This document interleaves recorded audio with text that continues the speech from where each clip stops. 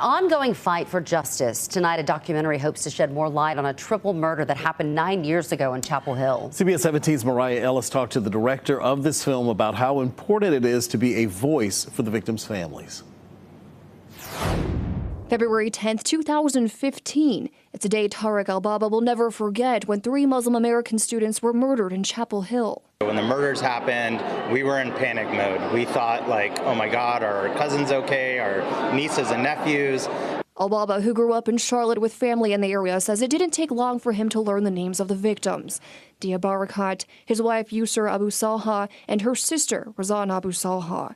While their neighbor Craig Hicks turned himself into police, Al-Baba says it became critical to share their full story. For us in the community, we knew right away that this was not over a parking dispute. The writing was on the wall, and so, I just felt with my background in film and television that I could help tell this story, I could help amplify the victims' families' voices.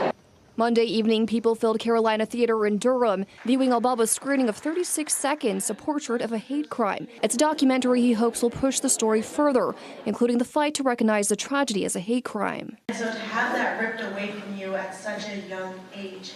Al-Baba says it's the first of many screenings and discussions after the film premiered at the Dock New York City Film Festival in November.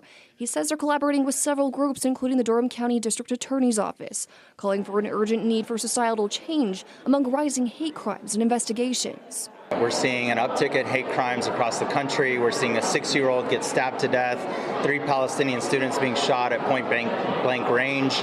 There was another stabbing in Texas. Crimes like this make us feel less than human. He says the first step toward change starts here. It starts with sharing these stories and empathizing with the victims and the family members and understanding the ripple effects of hate. You can see from the sign here that this was a sold-out event.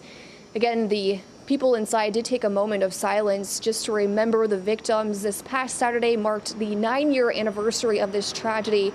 If you weren't able to see the documentary tonight, it is showing Tuesday night at the Cary Theater. In Durham, Mariah Ellis, CBS 17 News.